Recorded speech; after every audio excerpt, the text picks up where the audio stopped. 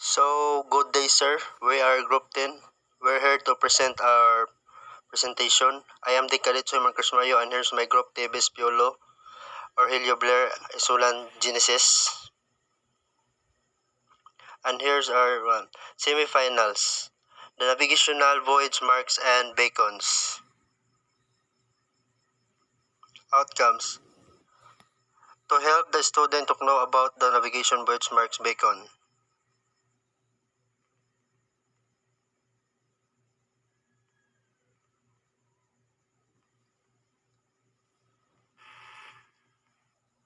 Learning to gain knowledge of the different types of marks and able to identify each type of mark.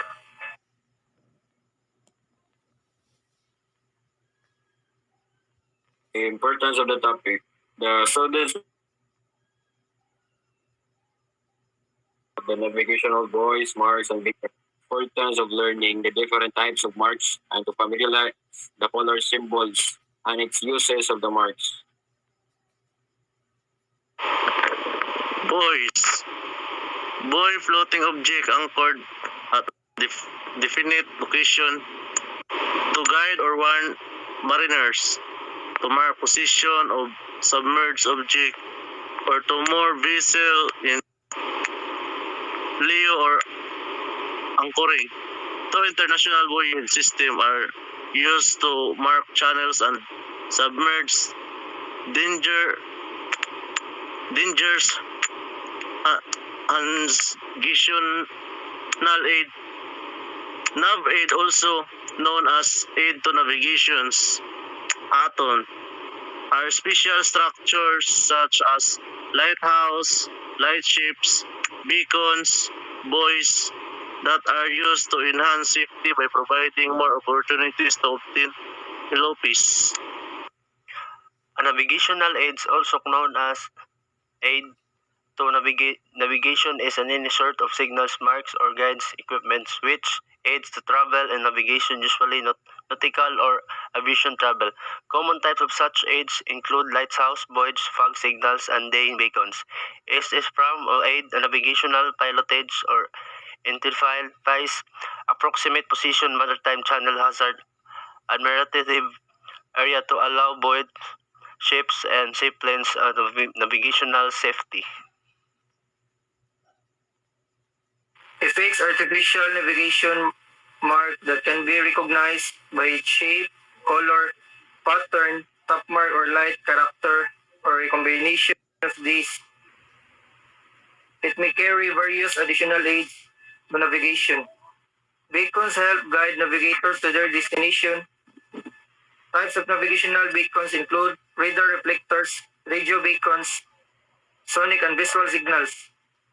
Visual beacons range from small, single-pile structures to large lighthouses or light stations and can be located on land or water. Beacon is fixed structures in the sea.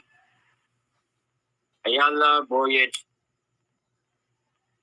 In Island, the system of buoys, beacons, marks, and lights is compliant to the International Association of Marine Aids to Navigation. House authorities. Voyages today. Each type of mark has its own color shape, top mark, and light combination. To navigate safely, we need to know each Marks. Lateral marks show the port left and starboard the right sides of navigable waters or channels. A port mark is red, a can-like shape. At night, a port buoy shows a red flashlight when A starboard mark is a green with a cone-like shape. So this is the green. At night, the starboard buoy shows us a green light with light. In the top of the diamond or edge, there's a light shown. When the port and the starboard literal marks are opposite with each other, travel between them, sometimes they are not in pairs true. with there as a single literal marks. The safe sides of pass depends on the directional travel or voyage age. The directional of a voyage shown that on the chart by They the start symbols. with a cone-like shape. When a port and starboard lateral mark are opposite each other, travel between them. Sometimes they are not in pairs, though.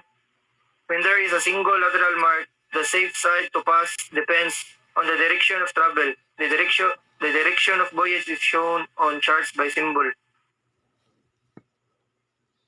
Next week. Cardinal marks show where and safest water is. By using a compass, they can mark where to find the deepest water in the area safe side to pass the danger feature in channel. For example, event, junction, or threshold. Cardinal marks have a black and yellow bands with black double cones showing the different compass direction that identifies the safest, deepest water to travel in. At night, each type of cardinal mark has a flashlight, flashing white light with different groupings, continuous orbits of 3 to 6, 3, 6, or 9. To remember each type, think of the compass face with the numbers of a clock mark on it beside each direction, north, east, south, and west. Mark. North cardinal mark show there is safe water to the north of the mark. The top cones point up or north. At night, the white light flashes quickly or very quickly and continuously. East cardinal marks shows there are safe water to the east of the mark. The top cones are the shapes of the egg. Example, to remember this think E for egg for the east. At night, the white light flashing quickly, a very quick 3 times every 5 seconds or 10 seconds. South cardinal marks show there is safe water to the south of the mark. The top cones point down or south. At night, the white light flashes quickly or very quickly 6 times followed by a long flash every 10 or 15 seconds. March. So there is safe water to the west of the mark. The top cones make the shape of a wine glass. To remember this, think of W for wine, glass, and for west. At night, the white light flashes quickly or very quickly, 9 times every 10 or 15 seconds. Show where there is an isolated danger that has navigable water all around it. For example, an isolated shoal, rock, or reef. But don't pass too close. Isolated danger marks are black with one or more red horizontal bands and two spurs as the top mark. At night, the white light flashes in groups of two. To, to remember isolated danger marks, think of two flashes of light with two spurs as the Safe water marks top show mark. that there is a navigable water all around the marks. For example, fairway mid-channel of the landfall marks. Safe water marks have the red and white vertical stripe with a single red shapes as the top of mark. At night, a single light show that one long flash every 10 seconds. To remember the safe water marks, thanks one light with a long flash of the one spare of the top mark. Features. Special marks show a special area feature. For example, to show that the channel is device or to mark cables or pipelines. They can also mark a channel within a channel. For example, a channel for deep drought ships in a wide river or bay where the limits in the channel for normal navigation are in lateral buoys or beacon. Special mark is usually referred to or shown on chart Special marks are yellow and sometimes have a yellow X.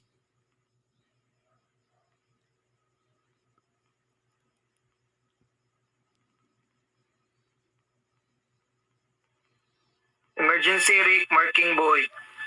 Emergency rake marking buoys are used to identify new dangers or rakes. They have blue and yellow vertical stripes and are a pillar or spar shape with a yellow cross at the top mark. At night, the flashing light alternates between 1 second of blue light and 1 second of yellow light, with 0.5 seconds of darkness in between. There are some other aids to navigation that you need to be aware of. Leads. Leading lights beacons usually display a triangle shape. The front lead has its apex pointing up and the rear or back lead has its apex pointing down. When the leads are in line, you are traveling in the middle of the channel, where leads are used to mark the middle or of larger shipping channels. Small vessels should travel on the starboard side of the channel to keep clear of large ships. This is especially important at night. Fixed white daylights are sometimes used to mark the leads. At night, major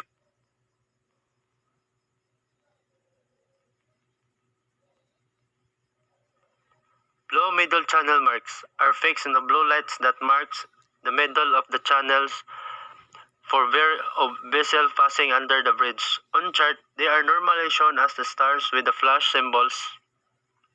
Directional and sector lights. Directional and sector lights have the similar purpose to leading lights at channel entrance and inshore waters. Directional lights can be used on steering marks. Sectors lights display a light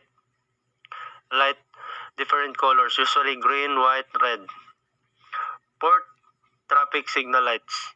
Port traffic signal lights have three red vertical flashing lights that are remotely controlled by the Maritime Safety Queensland Levels of Traffic Service to tell the others in the area that the large commercial ships are moving in a port, harbor, marina, or other confined waterway.